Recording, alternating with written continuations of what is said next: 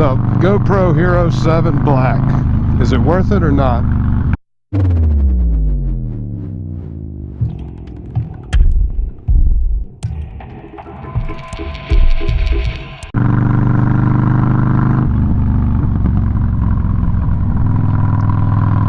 Now, review might not mean much because this is the first GoPro I've had.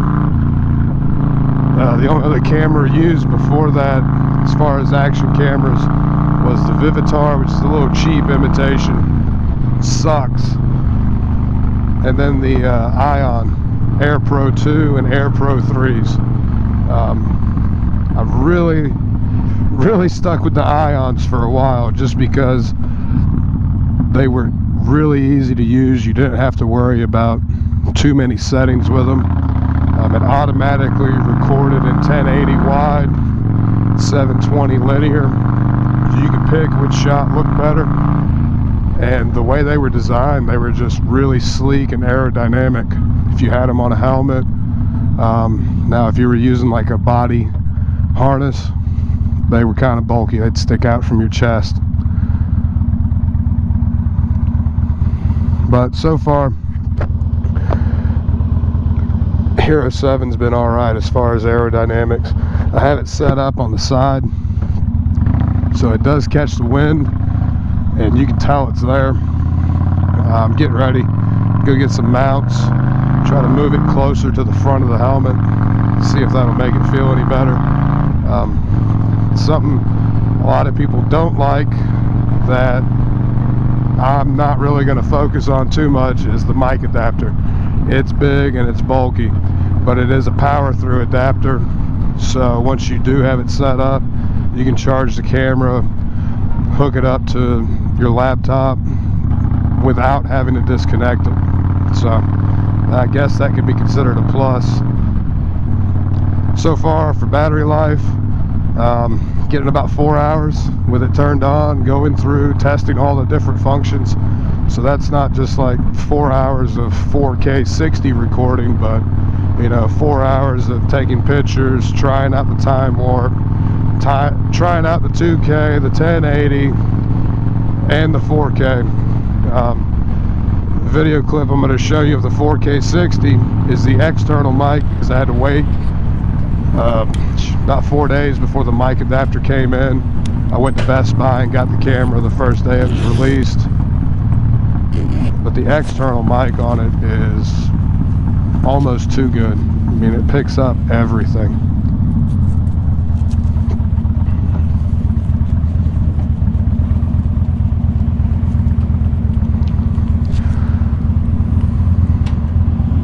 Now you can see how good the quality is with the 4K.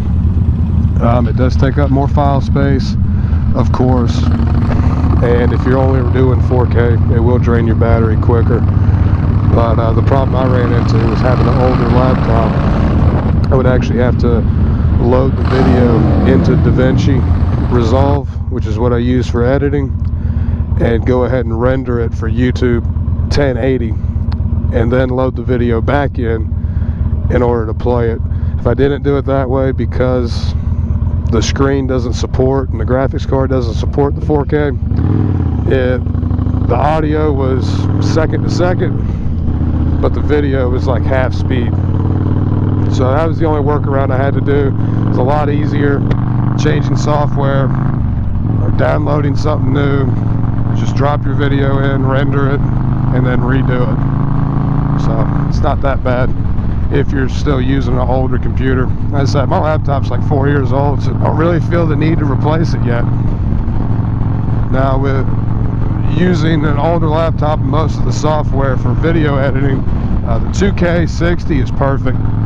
I didn't have any problems with it, and even using the time warp and time lapse, didn't have any problems loading it.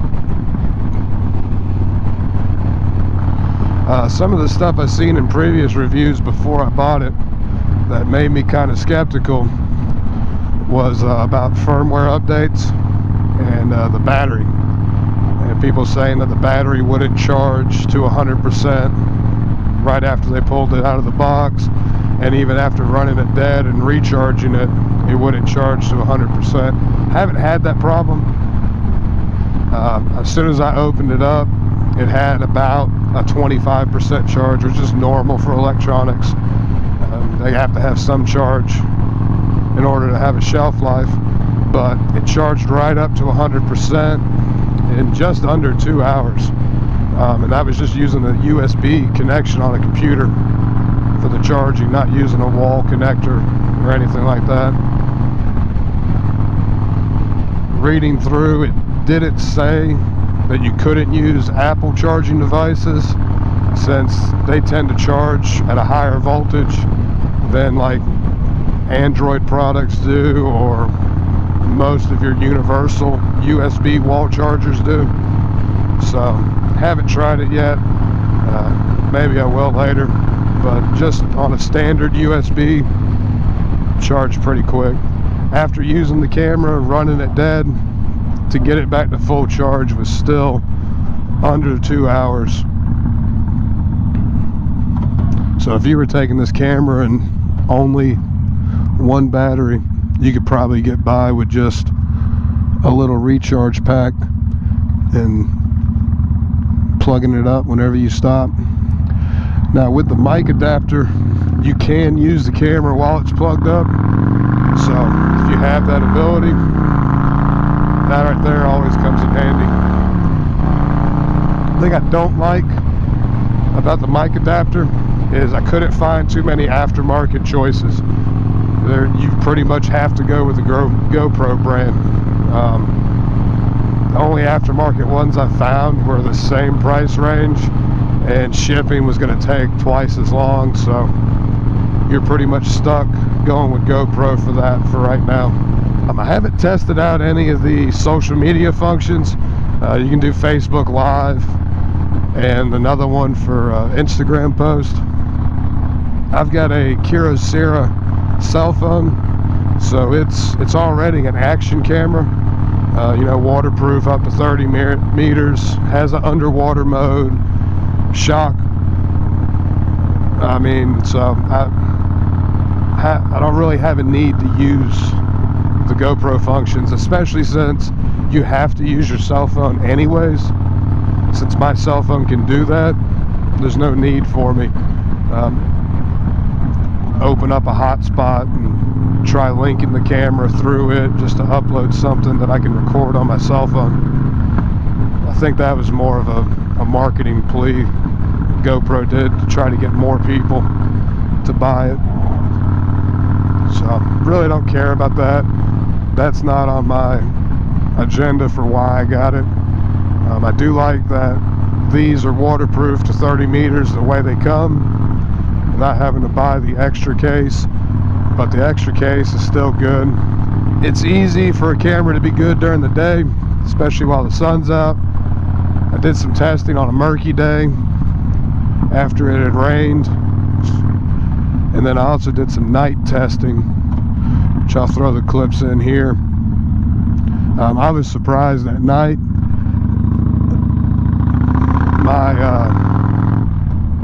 My Ion camera, no matter how much backlighting you put to it, you weren't recording at night. Everything was a blur.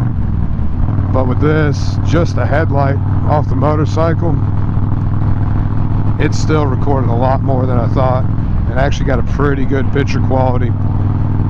But the picture quality ends up being the same from about dusk to completely dark. There's no transition in the camera.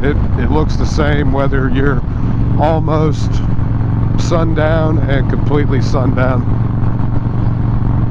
But still really good quality, better than most.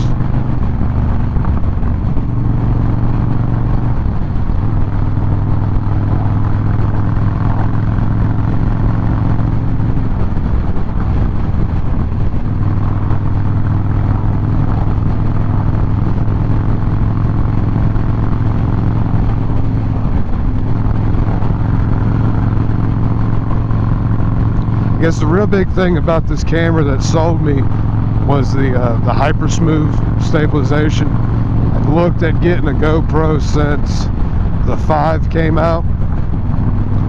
Even thought about a session just to have something smaller to throw places, but I held out because it really, to me, it wasn't worth the hype at the time. You know, the ion cameras were doing everything I needed them to do. I didn't need to upgrade. But with the 7, I really think they've got something going right now to where you don't have to buy an accessory to help stabilize. Granted, you're not going to get the same quality with the hyper stabilization as you do using like a gimbal arm or something like that, but using the hyper smooth with one of those, if you really wanted a clean, crisp video, it's probably the best choice.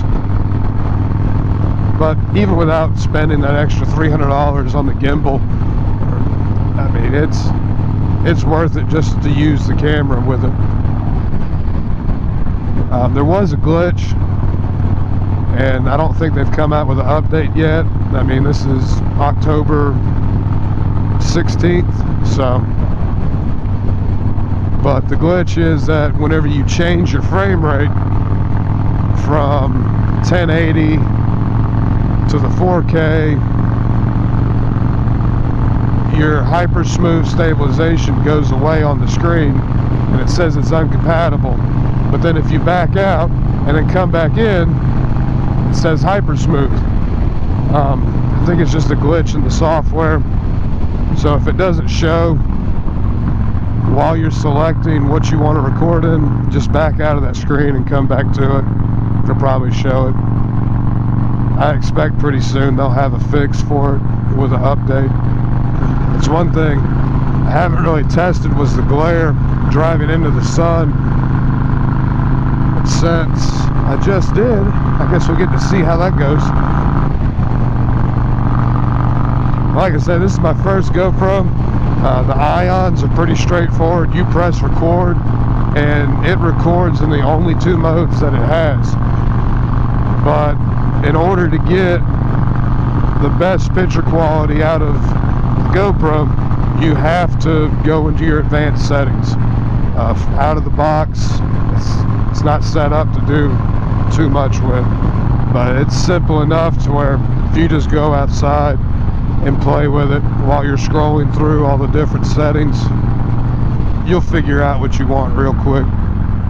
There is one problem I've had with it that I really didn't like, but not having the SD card, sometimes it would get locked on no SD card on the screen and wouldn't let me go through and adjust any of the functions, you know, to try to set up another shot.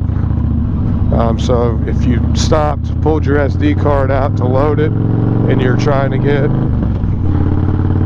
the camera set up for your next shot before you put the SD card in, I've had problems not being able to go through the advanced settings and the different functions. In order to do that, I'd have to put the SD card back in. Not too big of a problem. I mean, most people have more than one SD card, so you just have to swap them. But it could get aggravating.